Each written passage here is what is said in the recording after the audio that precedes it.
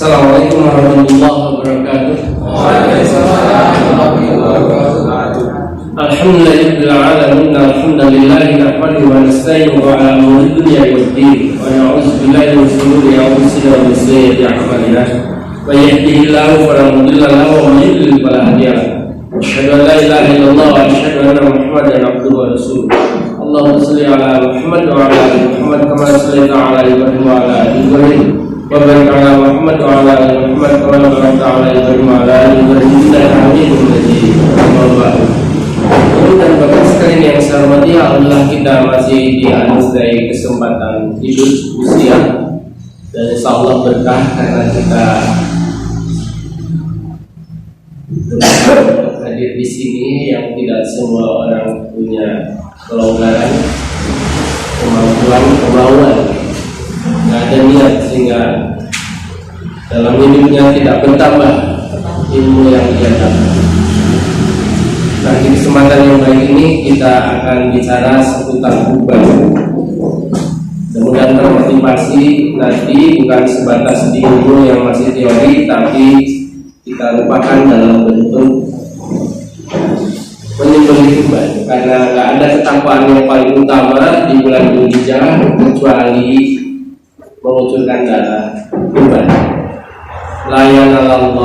Allah nggak pernah menerima darah dan dagingnya, tetapi takwa. Nah, takwa itu menjadi utama, dan mungkin ketakwaan di bulan Dzulhijjah itu bukan dengan sedekah biasa atau puasa atau sholat, tetapi dengan ibadah. Sampai jam berapa? Karena mulainya setengah 7, setengah 8 sesuai dengan puasa dan tadi lebih nggak apa-apa bagi yang mau sampai jam 10. Nggak usah ditulis karena rugi nggak melihat wajah saya. Masalah saya kan tidak rutin. Ini hanya sebagai badal. Namanya badal ya musiman. Kalau pas hatinya seneng serak dia diundang, kalau pas enggak dia lewat. Jadi bahan saya kadang dipakai, kadang enggak. Yang gembos kan nggak pernah dipakai. Nah, itulah nasib saya di sini. Gak usah ditulis karena udah ada di WA, tinggal kirim aja. Jadi mungkin dengan tulis dan nggak akan lengkap. Udah tulisannya jelek. Nah, tulisannya mencerminkan makanya. Semakin jelek orangnya, tulisannya nggak karuan. Ini saya bicara fakta ya. Baik Bapak Ibu, kita bicara tentang ini. Ceramahnya 1 jam. Lalu saya jawabnya 1 jam. Jadi ya. Selak. Ini kan hari ini. Oke, tapi yang penting adalah ceramah saya 1 jam. Bahwa setelah itu mau ada yang jawab, boleh, mau tidak ya silahkan. Atau yang ada uzur, boleh keluar. Bulan mulia, ini hanya merefresh karena tiap tahun panjenengan kan mesti udah tahu ini. Surat ke-9 ayat 36 Allah berfirman bahwa 1 tahun itu ada 12 bulan. Lalu di antara 12 bulan itu ada 4 bulan mulia. 4 bulan mulia itu mana? Hadis yang menjelaskan minha arba'atu hurum. Hadis riwayat Bukhari Muslim jelasin bahwa salah satu ada 3 mutawaliyatun yang berurutan. Zulqa'dah ini sekarang kita tanggal berapa nih? Udah hampir selesai 28 ya. Zulqa'dah, Dzulhijjah dan Muharram berturut-turut. Lalu ada Sawaban. Gimana itu bulan mulia? Sebaiknya kita isi dengan amalan yang utama. Amalan yang utama itu gimana? Kalau sholat itu 5 menit durasinya, kalau ngaji itu 1 jam, kalau puasa 16 jam. Berarti amalan yang utama itu adalah puasa. Gimana puasa di bulan Dzulhijjah? Tarjim memutuskan bahwa nggak ada amal saleh yang lebih utama yang Allah sukai kecuali di 10 hari pertama. Maksudnya ya tanggal 1 sampai 9, hari ke-10-nya kan Idul Adha. Gimana itu sekalipun di jihad? Nabi bilang iya, sekalipun jihad itu nggak malahkan, kecuali jihadnya dengan harta dan nyawanya itu nggak balik lagi. Falam yarji min dzalika bisyai, berarti mati syahid. Nah, kalau mati syahid tetap lebih utama. Tapi kalau pulangnya masih dalam keadaan sehat, dapat harta ghanimah, itu masih lebih baik puasa. Jadi usahakan kita puasa mulai tanggal 1 sampai 9. Pak, kalau nggak bisa tanggal 1 sampai 9, boleh nggak cuma 1 hari puasa, 1 hari enggak? Silahkan. Karena ini bulan mulia. Bulan mulia itu beda dengan bulan biasa. Orang mulia kan beda dengan orang biasa. Kayaknya saya termasuk orang mulia. Karena saya di pasrah ini dan agak disambut tadi. Sekalipun disambut saya salamannya begini. Beda. Kalau dengan lawan jenis dalam pandemi dan di luar pandemi tetap saya isyarat.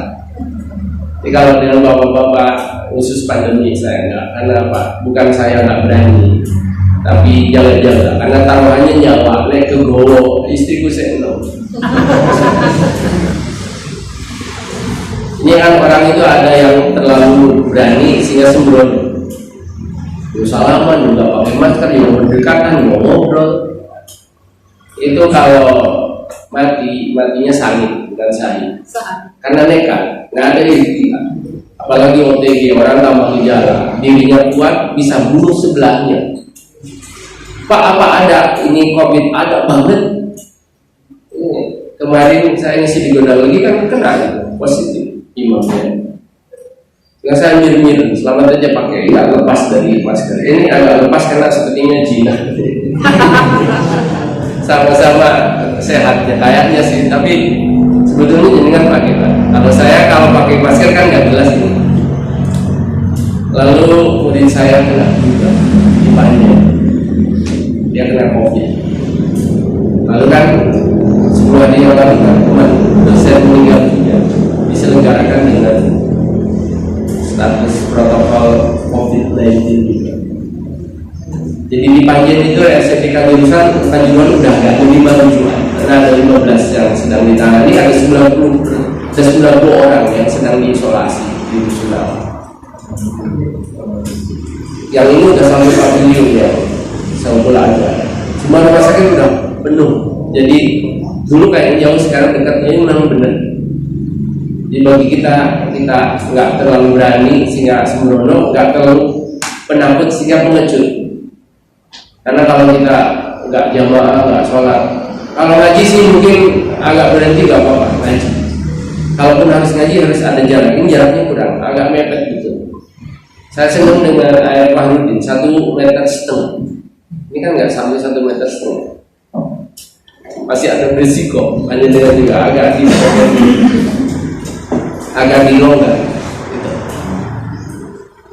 Dan ini adalah akan lama. Kuliah sudah diputuskan sampai akhir tahun ya. Pembelajaran juga sama. Vaksinnya belum betul. Jadi Allah berfirman, innallaha la yastahi an yadriba masalan ma ba'udatan fama fawqaha fa'amal ladina amanu fayalamuna annahu al-haqqu min rabbihim. Jadi ini buktinya Allah itu ada, Allah wujud. Jangan sampai nggak tahu, nggak melihat, nggak bisa diindra lalu disangkal. Oh tidak. Jadi Allah juga mengirim ini untuk menyadarkan kita. Yang kedua adalah kematian itu dekat, karena meninggalnya tanpa gejala, tahu-tahu sesak lalu meninggal juga. Dan kita sedang antri ke sana. Lalu sekarang ini kita sedang persiapan, karena yang nanti akan dibawa itu adalah amal soleh. Amal bisa soleh kalau disertai ilmu. Untuk dapat ilmu harus susah-susah kayak kita seperti ini. Kalau sudah dapat ilmunya diamalkan. Kalau diteorikan itu akeh tunggalnya. Iblis itu kurang apa? Ya pintar banget. Tapi karena dia tidak mau tunduk patuh taat, akhirnya nggak bahagia bahkan selamanya. Kalau enggak dari hari ke-1 sampai ke-9, setidaknya itu adalah di hari ke-9-nya, karena itu namanya Arafah. Jadi Nabi itu selalu puasa 1 di tanggal 9-nya Dzulhijjah. Kalau enggak gitu Nabi di Asyura 10 Muharram.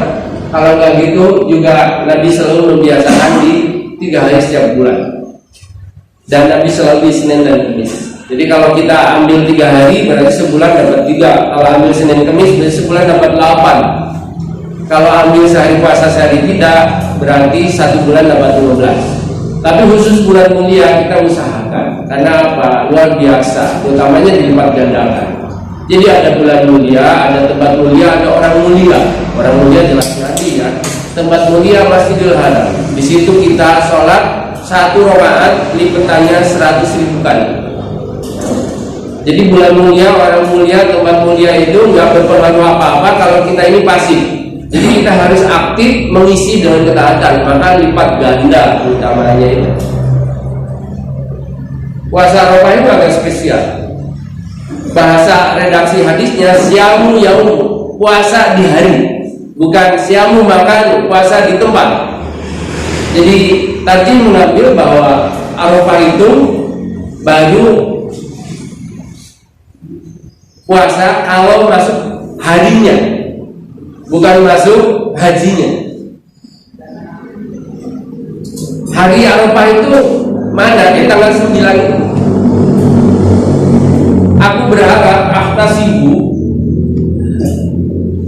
Aku berharap kepada Allah bisa mengampuni dosa setahun sebelumnya dan setahun sudah. Jadi depan belakang. Kok bisa gini? Ya karena ini hari mulia, bulan mulia, sehingga utamanya luar biasa, lipat ganda. Kalau Ramadan puasanya sebulan, diampuni dosa yang telah lalu. Ghufira lahu ma taqaddama min dzambi. Itu Ramadan. Sebulan ngampuninya cuma yang lalu-lalu aja. Ini cuma sehari, kok ngampuninya bisa depan belakang? Ya karena ini hari Arafah, di mana banyak orang yang doanya didengar, banyak orang yang dibebaskan dari api neraka, dan tidak banyak orang yang bisa berhaji.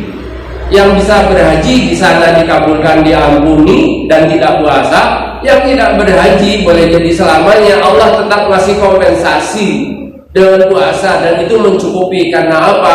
Diampuni dosa setahun sebelumnya, setahun sesudahnya. Berapa lama? Cuma 16 jam. Pak, kerina nggak sampai sahur, tetap puasa. Pak, niatnya boleh kalau sunnah itu di tengah, selama belum makan dan minum. Jangan habis mecel, habis minum, habis ngopi baru niat. Pagi hari itu keliru. Jadi anak istri, saudara, tetangga, teman dekat ajak untuk puasa, karena cuma sehari, tapi keutamaannya luar biasa. Tapi bukan berarti setelah puasa dapat 1 hari Arafah itu lalu pasti gak banyak melakukan amal soleh, bahkan berbuat dosa kecil. Percuma kayak gitu. Jadi maksud akumulasi diampuni dosanya itu akan kelihatan orang semakin taat semakin baik. Jadi inna min alamati qabulil hasanah al hasanatu ba'duha.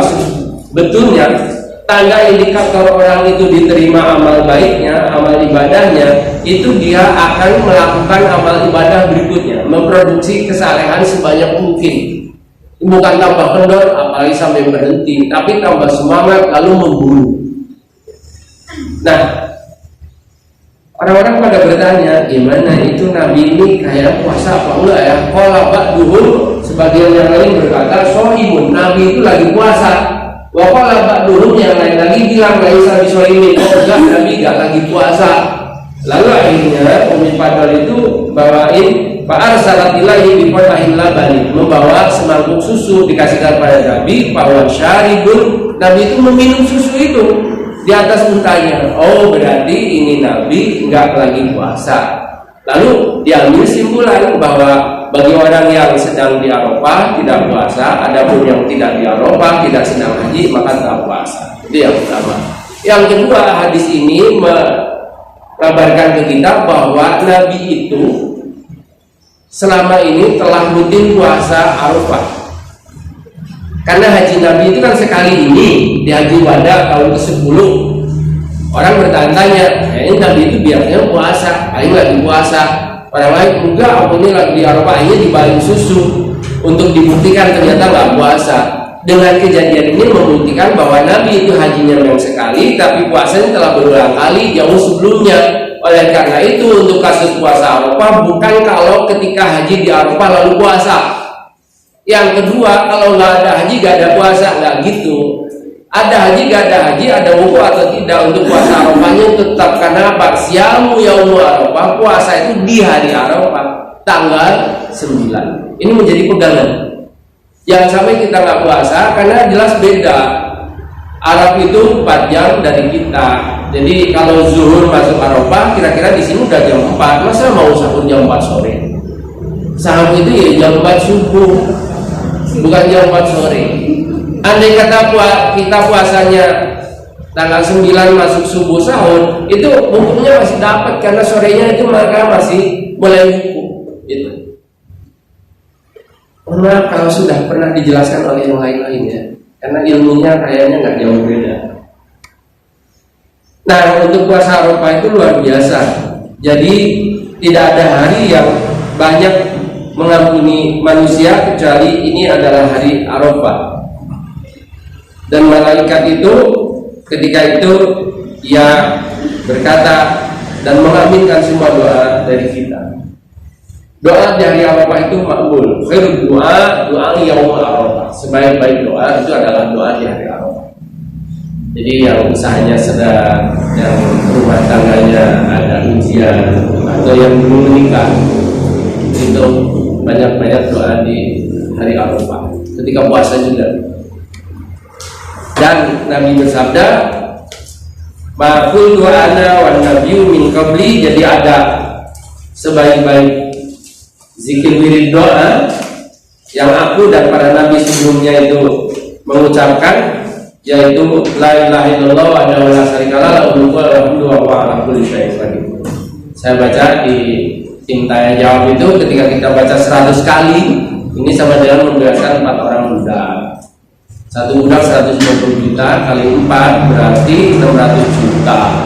Sama dengan benteng dari gangguan setan yang kena sihir, pelet, santet, itu rutinkan. Atau yang sering mimpi buruk di malam hari, yang sering bangun malam, itu zikir ini 100 kali pada pagi hari, 100 kali pada sore hari.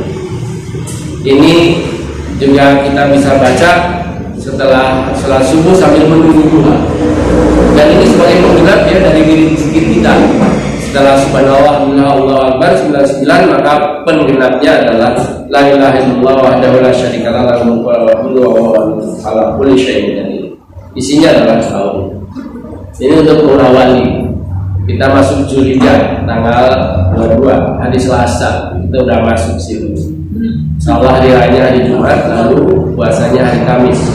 Kita boleh puasa terus menerus. Kalau paling enggak yang jangan sampai ketelisut itu adalah tanggal 9-nya itu. Tapi syukur-syukur adalah di 9 hari awal di bulan Zulhijjah. Kita sering mendengar Idul Adha atau Udhiyah, Adhahi. Itu artinya binatang ternak yang disembelih di hari raya Tasrik. Ini secara bahasa. Karena belum tentu bersambung sehingga banyak yang saya lewati. Ya, memang nggak perlu ditulis. Jadi kalau saya ngomong nggak usah ditulis, ya nggak usah.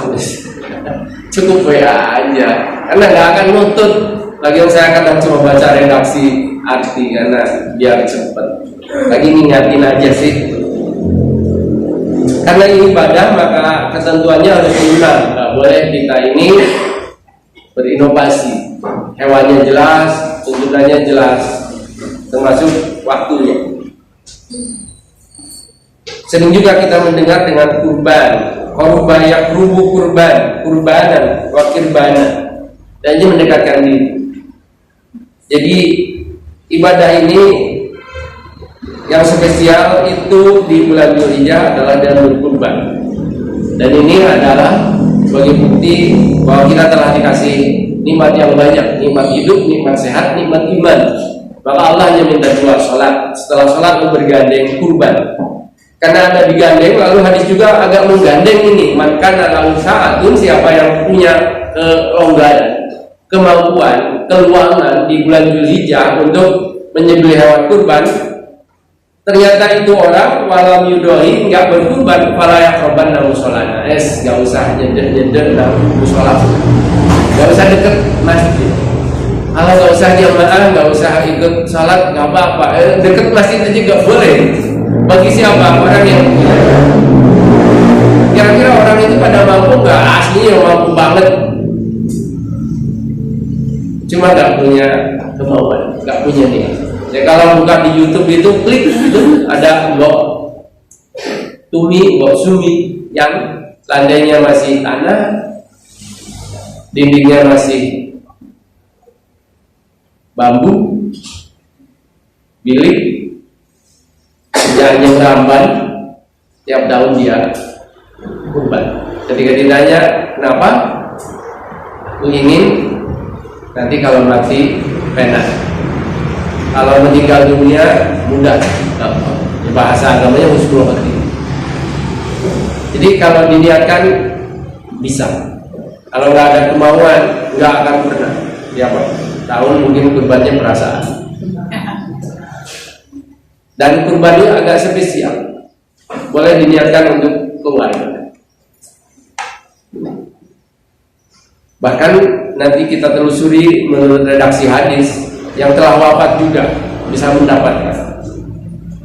Yang nggak boleh itu diniatkan secara khusus bagi yang telah wafat, kecuali itu wasiat. Karena keutamanya luar biasa, maka usahakan setahun itu kita kurban seekor kambing untuk satu orang, tapi niatnya diniatkan untuk keluarga kita, baik yang masih hidup maupun yang telah wafat. Kalau dibanding-banding, HB punya selalu beli pulsa, kadang ke kuliner, itu kalau dihitung-hitung melampaui harga kambing. Kambing 80 2 juta masih ada, karena keutamanya luar biasa. Fi kulli sa'ratin hasanah, setiap helai bulu itu kebaikan. Jangan hitung bulu kambing, bulu punya kita nggak pernah kita gitu. Saking banyak. Kalaupun mau ngitung bulu kita, pertama kurang kerjaan, apalagi sampai ngitung bulu kambing, nah itu tak benar. Tapi nyontohkan bahwa itu adalah banyak banget gitu aja.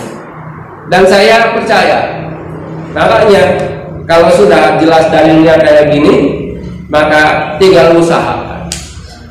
Ada di situs Sukarji Orhid itu, boleh nggak kurban dengan hutang? Ya kalau bisa bayar boleh, tapi kalau nggak bisa bayar ya nggak usah. Karena tuas kesempat, bunyi hadis kan, man kana lahu sa'atun, siapa yang punya kelonggaran, nggak longgar, sempit, sumpah ya nggak usah. Tapi kalau kurang dikit ya hutang, kalau kurang dikit, dan kemungkinan bisa bayar, ya bismillah, insyaallah Allah akan bukakan jalan. Diniatkan untuk dirinya, ada minni wa min aku, dariku dan dari keluarga, satu aja. Pak, kurban satu keluarga ada 7 satu-satu boleh nggak? Oh boleh banget. Pak, saya nggak mau kambing sapi, oh tak berjumpa. Cuma yang gitu itu kan nggak banyak. Kurban satu aja kadang itu usahain, dan akhirnya bisa juga. Tergantung niat ya kita. Jadi kurban ini adalah syiar. Jadi syiar di bulan Dzulhijjah itu ya dengan menyembelih hewan kurban. Bukan cuma ikut sholat aja. Kalau ikut sholat kan banyak tunggalnya, tapi yang berkurban kan nggak banyak. Apalagi di desa itu, namanya kurban itu ditunggu. Orang yang darah tinggi aja berani kok makan daging kambing. Ketika ditanya tuh, "Bo iki ya Allah kambing sejak apa iki barokah hewan kurban." Punya keyakinan seperti itu. Dan orang di kampung itu kadang makannya memang setahun sekali, makanya namanya hari raya dan dibuat 4 hari. Nah biasanya ini cuma pecel ketemu dengan tempe tahu. Begitu ada daging itu kalau pas selamutan, pas 7 hari, 100 hari, 1000 hari masih ono 5 irisan daging ayam. Terus lagi kena rawon masih itu duduknya, airnya itu dan nasinya banyak. Ini kalau ada dagingnya, dianggap hari raya betul. Apalagi kalau sampai pulang bawa berkat, kata barokah, bawa berkat, wah, itu sendoknya segar. Jadi kita bersedekah, kita berbagi, kita memuliakan tetangga, termasuk yang nggak punya. Tapi bagi kita itu dapat pahalanya itu aja. Pertama adalah karena syukur nikmat. Jadi mensyukuri nikmat hidup. Tidak semua orang itu dikasih usia yang panjang, apalagi sampai berkah. Bukti keberkahan itu adalah ketaatan. Dan dalam setahun itu ada hari raya yang cukup panjang. Hari Idul Fitri cuma sehari aja. Tapi kalau ini Idul Kurban takbirnya aja 4 hari kok. Idul Fitri kan habis sholat subuh aja selesai. Jadi kalau Idul Adha 4 hari itu, dan nggak boleh puasa. Idul Fitri itu besoknya puasa udah boleh itu, atau 2 hari setelah itu puasa boleh. Kalau Idul Adha masuk itu adalah hari Senin, nggak boleh. Ada orang yang puasa, loh kok puasa? Ya, saya ini kan hari Senin. Oh, keliru, ini hari raya tasyrik. Saking semangatnya karena nggak punya itu. Mensyukuri hidup kita. Wa amma bi ni'mati rabbika fahaddits. Kita mau berbagi atas nikmat yang dikasihkan kepada kita. Saya agak lewat-lewati aja ya. Jadi kalau isinya ya seperti itulah kira-kira. Buktinya adalah mensyukuri nikmat. Yang kedua, mendekatkan diri. Jadi yang Allah terima itu adalah takwa. Bukti takwa di bulan Dzulhijjah adalah menyembelih kurban, bukan puasa ya. Tapi ini menyembelih kurban di hari raya atas. Jadi andai kata ini di edaran nomor 6 Taji itu, andai saja di tetangganya itu kok terdampak COVID sehingga dia kena lockdown di rumahnya, lalu nggak punya kerjaan, ternyata panjenengan nggak jadi kurban, lalu dialihkan untuk makan sehari-hari keluarga dekat panjenengan itu boleh. Karena yang Allah terima itu bukan darah dan daging, tapi nilai ketakwaan. Takwa itu alladzina yunfiquna bis-sarra'i wad-dharra wa yusiruna 'ala anfusihim wa kana bihim khassasah. Jadi mendahulukan saudara, tetangga, teman, keluarga. Jadi kalau ada yang harus operasi, lalu panjenengan nggak jadi kurban, dialihkan untuk operasi saudaranya itu, karena kalau tidak dioperasi akan meninggal dua-duanya, bayi dan ibunya itu. Silahkan itu dananya dialihkan. Tapi kalau berlebih, kurbannya tetap, sedekahnya tambah. Nah itu luar biasa kebaikan di bulan mulia. Kalau mau kurban ternyata hewannya hilang, dicuri orang, ya udah. Kalau bisa beli lagi. Kalau enggak, insya Allah dapat itu pahalanya. Atau hewannya menghilang bukan dicuri, tapi nggak jelas. Ketika dicari-cari nggak ketemu juga, gimana? Nggak usah sedih. Pahalanya dapat, karena yang Allah terima itu adalah takwa, iman yang direalisasikan dalam hidup. Jadi kalau sudah dibuktikan, sudah dapat. Yang kedua, yang selanjutnya, kurban itu adalah bukti ketaatan. Jadi semua umat itu ada istilah mansakan, ja'alna mansakan, ada ibadah kurban. Coba kurban kita, karena ini ibadah, lalu harus ikut syariat, ada nyunda. Kan ada orang yang kurban untuk buat berbulan, untuk agar desanya aman, untuk agar penguasa Laut Selatan tidak marah, atau untuk bangunan agar kokoh. Kurban-kurban yang kayak gitu itu gak diterima. Karena apa? Gak sesuai syariat. Jadi untuk tolak bala itu bukan lewat kurban-kurban yang menjadi sesungguh sesajen sandingan cawisan, sedekah bumi, sedekah gunung, sedekah laut, bukan begitu. Itu justru berkaitan dengan akidah. Makanya karena ibadah lalu ada aturan-aturannya. Yang kedua, yang selanjutnya, dari tadi kedua dulu. Layak di yaumul qiyamah, akan datang di hari kiamat, bikuruniha wa adlafiha wa as'aliha, akan datang dengan tanduk, akan datang dengan kuku, akan datang dengan bulu, dengan semua hewan yang dikurbankan. Tapi hadis ini ternyata dhaif. Hadis dhaif.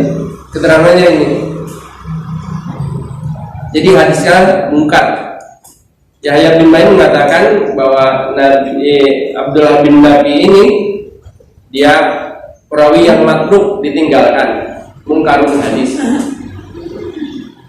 Tapi yang jelas bahwa ada hadis yang menguatkan tadi ketika mahada, apa ini yang dimaksud dengan Allahi udhiyah ini Nabi, lalu Nabi bilang ada min sunati milati abikum Ibrahim, ini adalah sunnah bapakmu Ibrahim. Wa ma lana min Allahi, lalu apa yang dapat kita ambil dari Idul Adha ini, dari tradisi kurban ini? Lalu Nabi bersabda, bikul disa'ratin hasanah, dapat kebaikan pahala sebanyak helai bulunya. Ini menjadi hadis mungkin menguatkanlah Ini hadis dhaif karena ada ilah, itu menjadi hasan. Kalaupun ini tak dhaif, ada hadis tadi itu. Yang kedua, jadi tadi kedua. Jadi tunggalan. Jadi istaqrihu dahayakun fa innaha madayakum ala sirat. Nanti menjadi tunggalan ketika nyeberangi sirat. Ini hadis dhaif juga ini. Ini penjelasannya, hadisnya lemah. Perawinya majhul, bahkan perawinya banyak yang majhul, ada 3 orang. Jadi nggak bisa dijadikan motivasi. Tapi kalau untuk jadi padul amal, orang-orang kadang mengeluarkan ini. Andai kata jadi hewan, jadi mungkin maksudnya kendaraannya itu bukan hewannya jadi kendaraan, enggak. Cuma insya Allah lah jadi penyelamat kita, benteng dari api neraka. Andai kata jadi kendaraan, makanya si Mbok Sumi itu kenapa dia korban terus, dia bilang ingin matinya enak karena bawa kendaraan sendiri. Jadi panjenengan kalau ke Surabaya jalan kaki ya insya Allah ya sampai ya selamat, tapi reposan nelongso sesono bisa meletak barang, bisa semakut sampai tujuan. Karena Pak jalan kaki, mati kok jalan kaki, perjalanan jauh kok. Jadi kalau punya kendaraan merem-merem ngantuk ya Pak nggak nyampe ke tujuan. Makanya kita bismillah.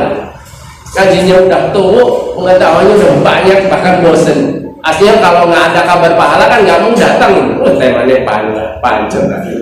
Karena memang hadis-hadisnya tetap nggak ada hadis baru. Kalau hadis baru kan jadi nggak sahih juga. Kalau di zaman jahiliyah kurbannya itu karena untuk lata hujah manat hubal itu ya di kaum kafir musyrik. Di kita ini Allah bilang, katakanlah inna sholati, semuanya sholatku, nusuki dan kurbanku, wa mahyaya dan hidupku, wa mamati dan kematianku. Coba gandengannya, ini luar biasa semua. Jadi berkurban itu tergandeng dengan sholat. Perumpamannya antara hidup dan mati. Orang yang sholat tidak kurban, orang antara setengah hidup setengah mati. Jadi orangnya nggak jelas. Jadi sebaiknya kalau mampu usahakan. Kalau tidak ya udah ikut bantu-bantu.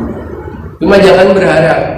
Karena kalau ikut bantu-bantu sambil berharap, apalagi istrinya pesen, kasihan suaminya jadi salah tingkah. Pas pembagian dia nggak dapet. Begitu pulang bertengkar mensulo sudah. Hilang pahalanya. Jadi kalau ngebet pingin ngidam, udah beli aja. Gak usah berharap. Lagian kan nggak boleh memang. Ambil upah dari dagingnya. Jadi upah itu dari uang kas. Pala tabiu janganlah Allah jual dulu kulitnya. Apalagi dagingnya sampai dijual nggak boleh. Kulitnya nggak boleh. Nanti kalau jadi kendaraan betul itu seperti kendaraan tanpa bodi. Karena kulitnya nggak ada. Supaya nggak kurus. Jangan dibagi-bagi juga.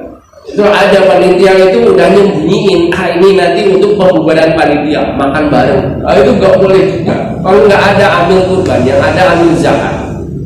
Kalau amil zakat, yang penjakat mengelola zakat itu dapat persentase. Tapi yang mengelola jadi panitia kurban nggak ada persentase dan nggak punya hak. Yang lebih parah lagi, sebelum adanya sholat disembelih dulu. Untuk apa? Nyate dan budik. Buat untuk panitia, itu salah kaprah, nggak boleh. Bahkan ketika nyembelih juga bilangkan sama nyembelih, bila ini dari Pak Ajang dan keluarganya, dan Ajang wa ahlihi. Sembelih, Bismillahirrahmanirrahim. Syukur-syukur panjenengan yang nyembelih sendiri. Itu yang benar. Jangan disembelihkan sama orang. Tapi yang jelas kasihan yang kurban kalau disembelih sebelum sholat, karena sahnya Idul Kurban itu kalau nyembelih hewannya setelah sholat sampai 3 hari berikutnya. Hari kedua, ketiga boleh. Tapi kalau sebelum sholat jadi batal. Ini yang bilang. Jadi akan dapat sebanyak bulu, termasuk bulu kambing, ya bulu sapi, ya bulu-bulu. Dan ingin menunjukkan saking utama dan banyaknya sampai tidak terhitung. Kali ini sahih. Syiar Islam. Jadi orang yang nggak pernah sholat, nggak pernah puasa, nggak pernah ke masjid, kalau Idul Kurban ikut datang. Jadi orang ikut memiliki juga. Makanya untuk daging kurban itu boleh dibagikan kepada yang meminta atau tidak meminta, kepada non muslim sekalipun. Kalau dalam radius dekat dengan kita itu yang kasih juga. Apalagi untuk yang berkurban yang itu ada bagian. Jadi itu kalau panitia ingin pembubaran panitia, ya kalau ada panitia yang ikut kurban bilang aja, bagiannya disimpan untuk pembubaran panitia, itu boleh, halal. Jadi kalau ada bilang-bilang lalu nyembunyiin entah kulitnya, lidahnya, atau kakinya buat kikil, sop kikil, jangan kikil, lalu pembubaran panitia, wah itu kayaknya makanannya ya enak tapi gak halalan, toiban. Nanti kita kembangkan di tanya jawab.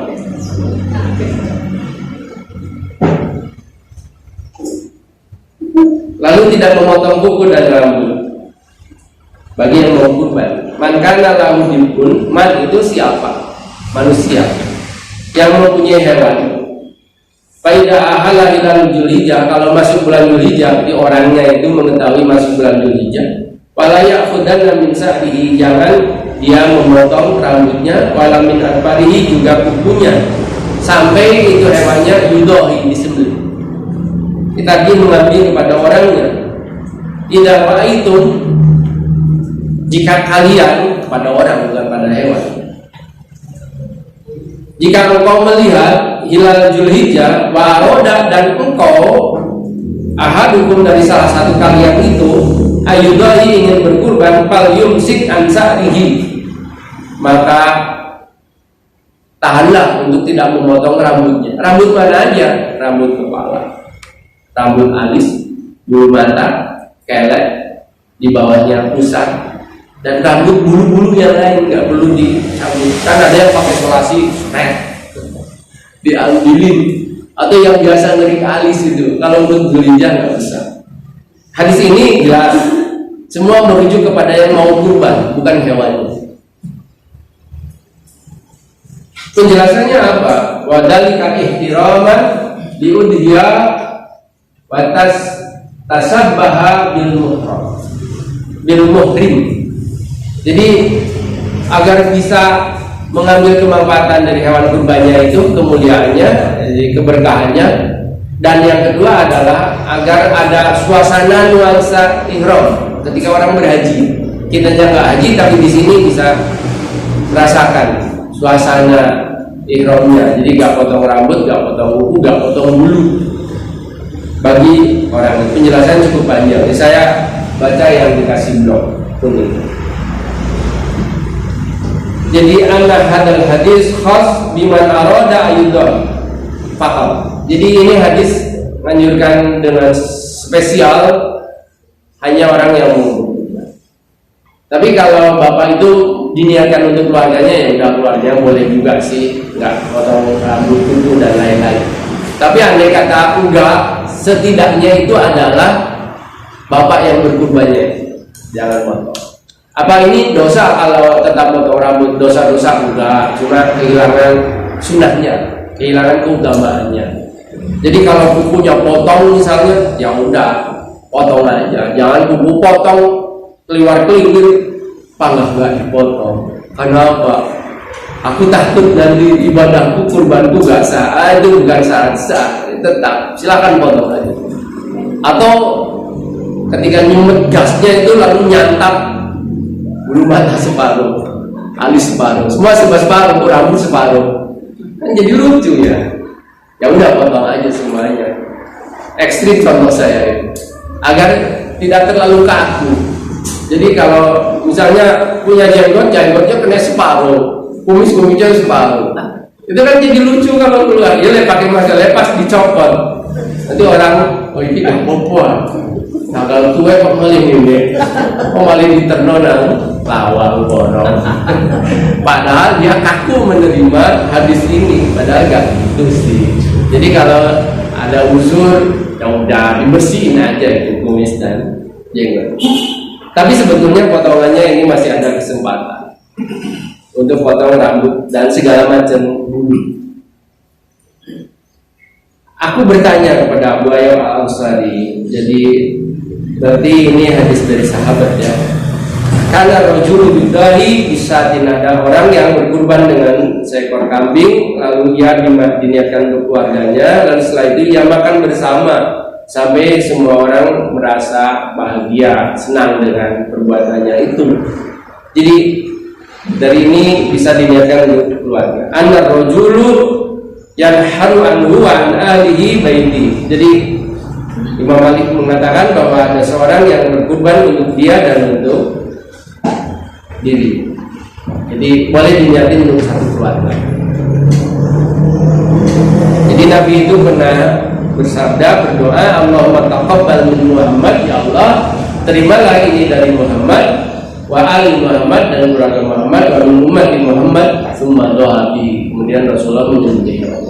Rasulullah pernah berkurban dalam satu musim itu 100 ekor unta. Unta kan belinya gampang ya, sambil berdiri, jadi bisa aja sih. Kalau kita nggak usah 100, apalagi unta, cukup satu aja, itu udah luar biasa. Jadi jangan sampai nggak kurban, itu aja sih kata akhirnya. Karena bisa dilihatin untuk keluarga. Kalau sholat kan nggak bisa. Misal Jumatan bapak-bapak, nah titip ya bapak lagi sibuk nih, pakil badan. Untuk keluarga jangan lupa jadi rumah nggak sholat juga. Itu nggak boleh. Kenapa? Karena nggak ada dalil. Jadi ibadah itu harus ada dalil. Kalau nggak ada dalil diam aja. Kalau ada dalil lakukan. Dan harus yakin. Allahumma hadani wa amman lam yudai min ummati. Karena ini yang spesial Rasulullah. Ya Allah, ini untuk aku dan dari umatku yang belum berkurban. Karena dia Nabi.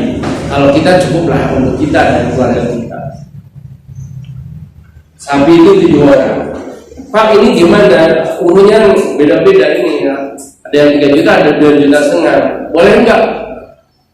Semua ini urunannya agak lebih ini, lalu diserikatkan jadi 8 orang, tetap boleh. Harga sapinya dinaikkan, sapinya dibesarin, lalu serikatnya 8, enggak boleh. Tetap 7. Mau yang murah, mau yang mahal, tetap 7. Maksimal 7 sapi. Kalau 1 orang boleh. Jadi justru kalau 1 orang boleh, yang 8 itu yang nggak boleh.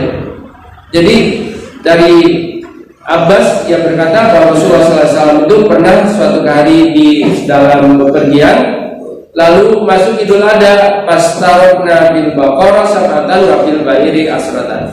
Jadi 7 untuk sapi dan 10 untuk unta. Tapi untuk 1 orang Rasulullah itu pernah nyembeli atas nama Aisyah di hari nahar itu 1 ekor sapi, dan sapinya sapi limosin istilahnya. Itu yang boleh.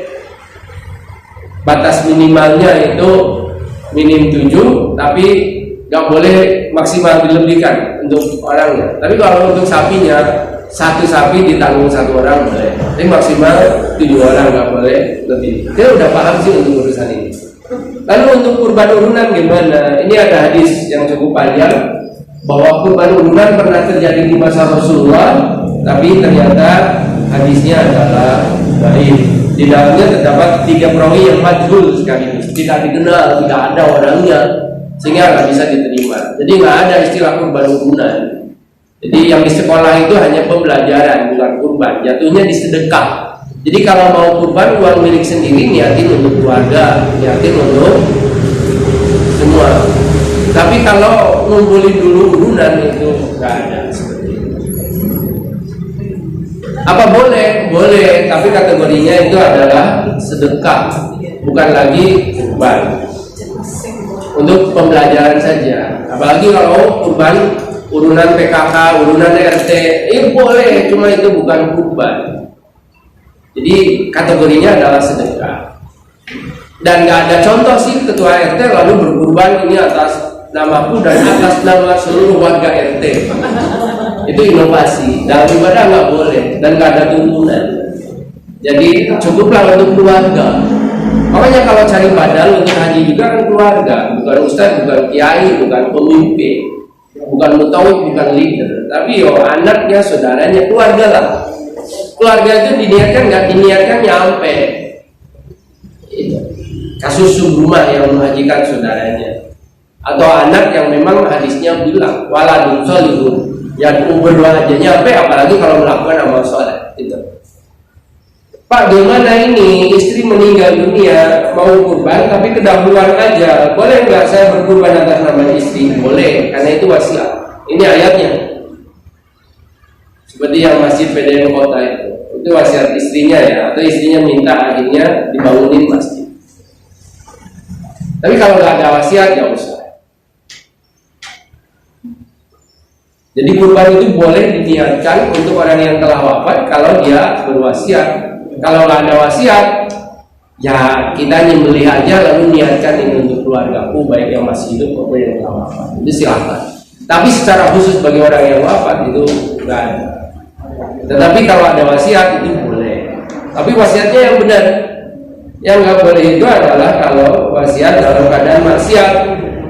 Apapun jenis wasiatnya dan dari siapapun itu nggak boleh dilakukan. Ini ayatnya. Di wasiat misalnya, kalau aku meninggal dunia, Pak, nanti ini bahannya jangan ditutup ya, terus aja di jalankan. Itu udah tutup aja nggak apa-apa. Atau diskotik, atau lokalisasi misalnya. Jangan ditutup, karena selama ini kan kita dapat dari sini. Ini kan usaha, ada ibadah kan berbeda. Kita kan insya Allah ketutup kalau puasa 1 hari di Arafah, dosa kita habis. Itu logika yang terbalik. Jadi yang wasiat-wasiat itu jangan dilakukan apapun. Kalau itu sekalipun wasiatnya. Kalau sedekah sih dapat pada orang telah wafat. Tapi mengkiaskan kurban dengan sedekah itu beda, karena sedekah itu aturan umum.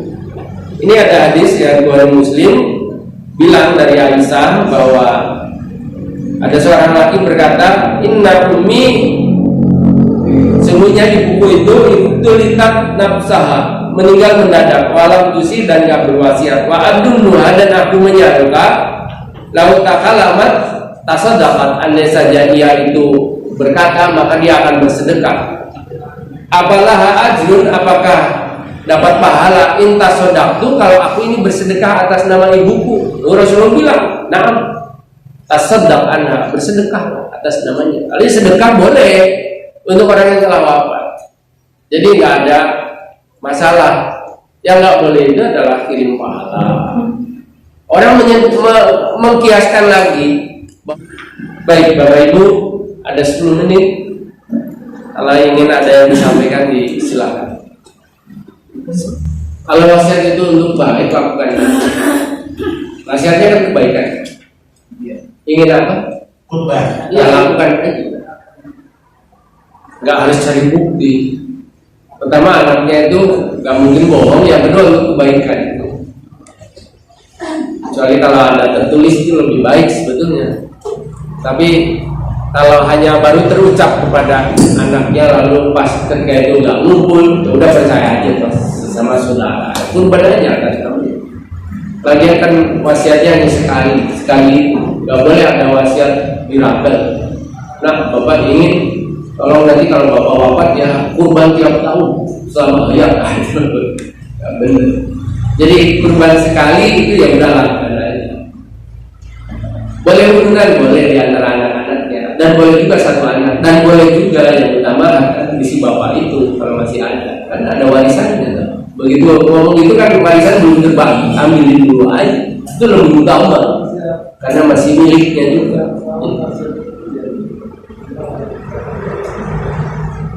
Nggak ada yang penting kurbannya bukan dari ibunya, dan kita udah ngerti semua tadi. Ini hanya merefresh aja. Saya paskan sampai jam 7:30 ya. Yang selanjutnya dalam hadis lain dari Ibnu Abbas yang berkata, ibu saat Ubadah itu meninggal dunia. Ya Rasulullah, inna itu fiat wa ana ghaibun. Rasul, ibuku itu wafat sementara aku gak ada di tempat. Ayat bahwa syai'un intas sadaqtu fihi anha, apakah bermanfaat kalau aku bersedekah atas namanya? Maka Nabi bersabda, manfaat. Ini panjenengan kalau punya ayah ibu yang ayahnya nggak sempat berbakti dengan optimal karena masih ketika struggle berjuang ayah ibu udah nggak ada, maka ketika udah berlebih itu beli tanah aja pinggir jalan, sedekahkan, wakafkan atas nama ibu bapak panjenengan. Jadi sampai kiamat itu adakah tanah yang dirobohkan? Nggak ada. Yang dirobohkan itu bangunan. Jadi wakaf yang paling utama afdal itu ya. Makanya kalau ada masjid jangan bingung ningkat, naikkan. Kalau masih ada tanah sebelahnya itu dijual, ambil aja, bebaskan. Kalau untuk bangun silakan kepada generasi berikutnya. Karena tanah itu nggak ada penambahan dan pelebaran. Kalau bangun gampang, bisa aja. Orang bangun masjid itu pasti selesai. Tapi beli tanah kalau nggak dimiliki sama non muslim berat, susah. Sedekah atas nama orang tua, berikan tanah pinggir jalan, dibuat untuk pesantren. Kita kan nggak punya pesantren yang jadi rujukan atau yang jadi branding untuk kita. Saya kira itu bisa. Waktu penyembelihan kita udah tahu. Jadi kalau disembelihnya setelah Idul Adha, setelah sholat, itu hanya walahun pada mauli ahli, laisa minas usuk bisa. Jadi hanya sebagai sedekah saja, tidak masuk dalam kategori ibadah kurban.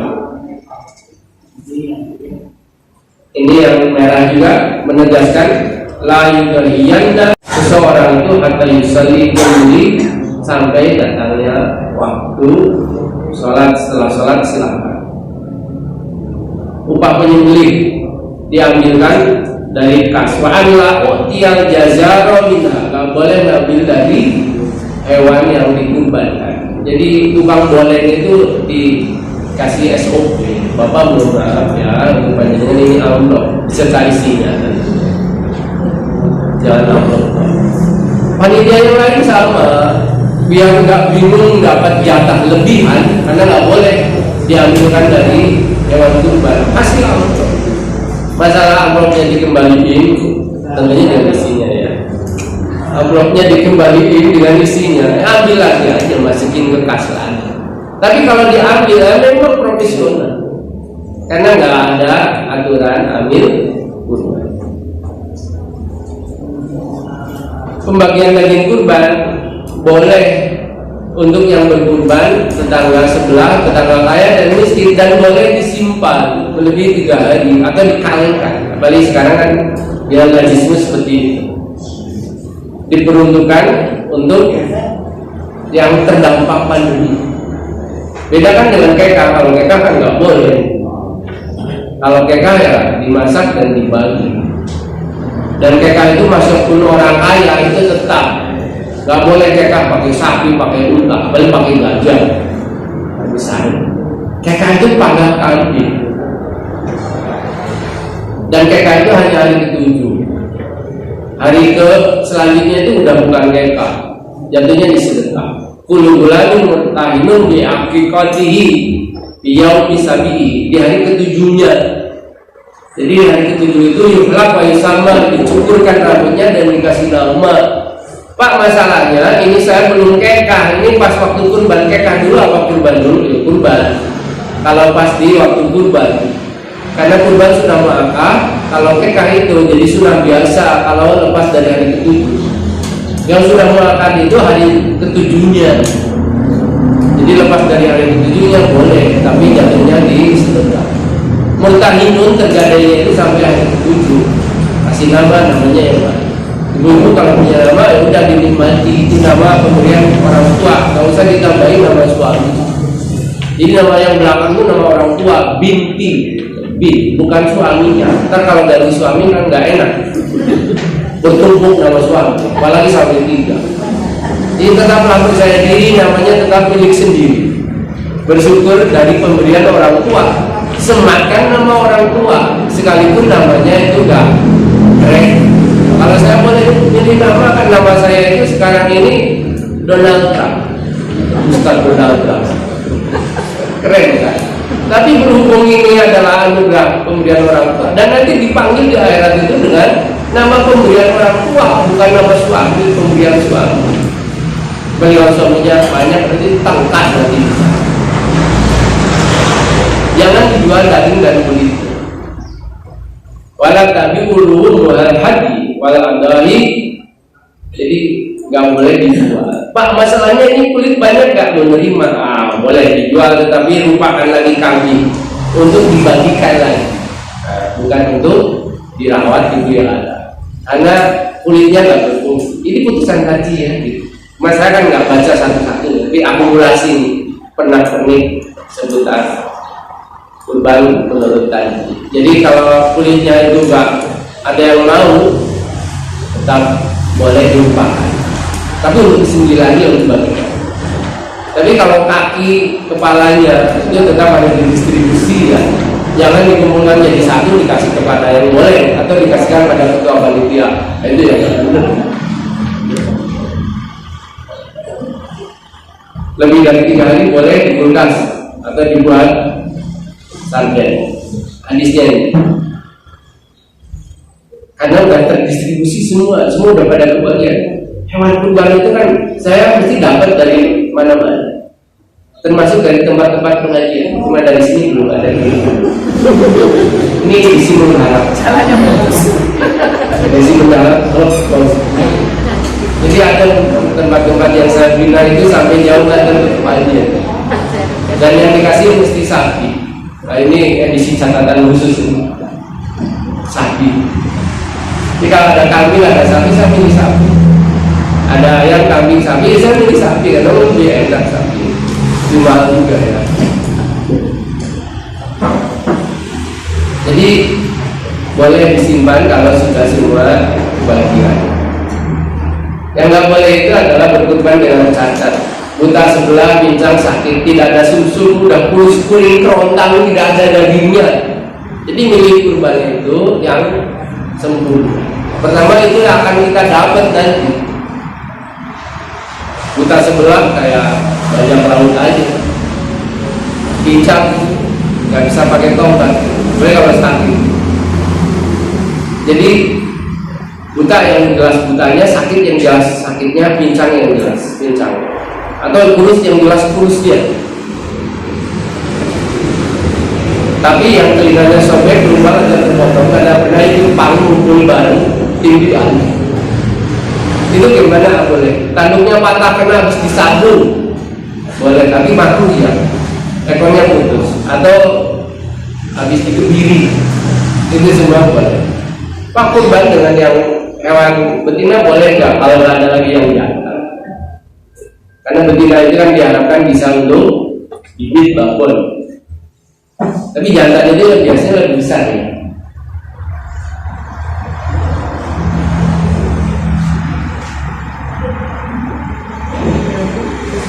Berbuat baik terhadap hewan ketika menyembelih, membaringkan hewan, meletakkan kaki di sisi hewan, menghadapkan hewan ke arah kiblat, mengucapkan bismillah, Allahu akbar, sembelih, dan pisaunya harus tajam. Dan rasah pisaunya harus di belakang hewan. Jangan mematikan hewan 2 kali dengan rasah pisau serang-serang di depan hewan. Itu punya perasaan nangisnya itu karena sedih dia. Ini bismillah ya Allah akbar, Allah taqabbal min, sebutin. Jangan bismillah aja. Bismillah ya Allah akbar, Allahumma minka wa ilaika wa taqabbal min. Allahumma taqabbal min Muhammad wa ali Muhammad dan umat Muhammad. Ini Nabi Muhammad ngasih contoh. Rabbana taqabbal minna innaka antas samiul du'a. Untuk kurban. Betulnya ada tanya jawabnya Bapak Ibu, ada 15 tema untuk kaji ini yang ada jadi satu file, tapi saya mengambil yang selainnya ini. Ini waktunya kan nggak pas 1 jam.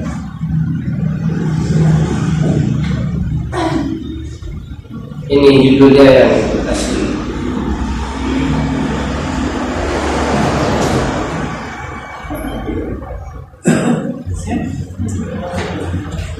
Saya ingin menunjukkan ini hanya daftar isi, habis itu selesai.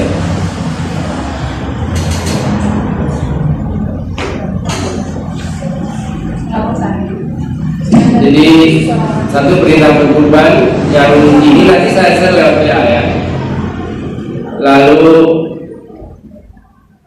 sembelihan hewan kurban dalam kerangka ibadah haji, lalu berkurban tapi belum tekad, lalu kurban dengan iman, lalu kurban dengan arisan, kurban 1 ekor kambing untuk satu keluarga, kurban 1 ekor kerbau lebih dari 7 orang, kurban untuk istri yang meninggal. Daging hewan kurban itu hak siapa? Bolehkah menukar beli sapi kurban dengan seekor kambing? Tadi yang saya bacakan. Hasil menjual hewan kulit kurban dimakan bersama panitia. Penjualan kulit hewan kurban untuk kepentingan umat, mengalihkan hewan kurban untuk pembangunan masjid, walimatul urus dengan hewan kurban, sekalian hukum. Selamatan pernikahan pas Idul Adha. Untuk mirip juga bagaimana, nanti saya silakan baca sendiri. Sementara ini karena waktu yang dapat, kita tutup dengan kafaratul majlis. Alhamdulillahirobbilalamin. Subhanallah wa bihamdihi, asyhadu an la ilaha illa anta, astaghfiruka wa atubu ilaik. Assalamualaikum.